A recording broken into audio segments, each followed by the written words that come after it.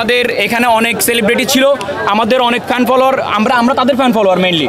তারা বিশ্ববিখ্যাত প্লেয়ার বলা চলে, কিন্তু তারা এই বৈষম্য বিরোধী ছাত্র আন্দোলনে এই দেশের একটা হচ্ছে যে ক্রান্তি লগ্নে তারা কিন্তু আসলে দাঁড়ায়নি। কিন্তু তারা দাঁড়ায়নি ঠিকই, কিন্তু তাদের ফ্যান ফলোয়ার থেকে শুরু করে অনেকেই গুলি খেয়েছে।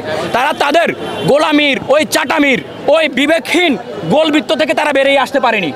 সব কিছুতে আসলে তারা মানে কি বলবো, একদম উচ্চ পর্যায়ে চলে গেছে দুর্নীতি করতে করতে। এ একটা ব্যাপার। আমরা এখানে সাধারণ ক্রিকেট ভক্ত যারা আছে, আমরা কোনো রাজনৈতিক ব্যানারে আসিনি।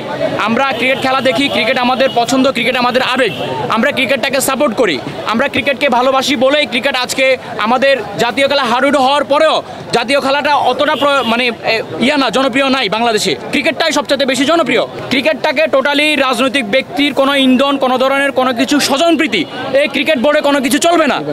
আমরা রোদে শুকিয়ে বৃষ্টিতে ভিজে এই মিরপুর স্টেডিয়ামে এসে আমরা খেলা দেখি, বিনিময়ে আমরা কেউ বলতে পারবো না আমরা কোনো ধরনের আর্থিক লাভবান হওয়ার জন্য এখানে আসি। আমরা খেলা দেখি, ভালোবাসি এই জায়গায়। টিকিট পাওয়া যায় না, আমাদের যে টিকিট পাওয়ার কথা সুলভ মূল্যে সেটা আমরা পাই না।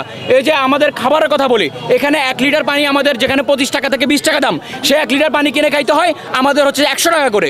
আমরা ক্রিকেটে এই বিসিবির কাছে জোর দাবি জানাই হচ্ছে যে আমাদের এটা অতি তাড়াতাড়ি সংস্করণ প্রয়োজন, এবং হচ্ছে যে যারা ফর্মে নেই তারা অনতিবিলম্বে আপনারা নিজ দায়িত্বে আপনারা সরে যান, এবং হচ্ছে যে এই বিসিবি এই ক্রিকেট বোর্ডটাকে অনেক পরিমাণ ওনারা লুটেপুটে খাইছে, এই জিনিসটা আর করতে দেওয়া যাবে না।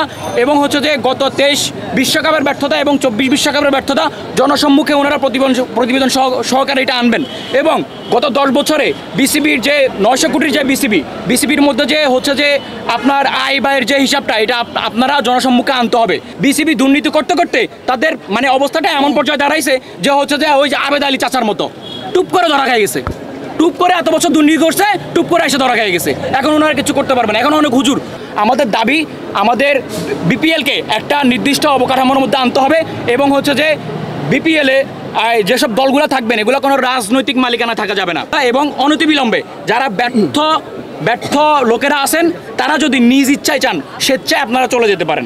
আপনারা যেভাবে বিশ্বের মানচিত্রে আমাদেরকে উঁচু করে ধরার কথা, সেখানে হচ্ছে যে আপনারা আমাদেরকে ডুবাই ফেলছেন।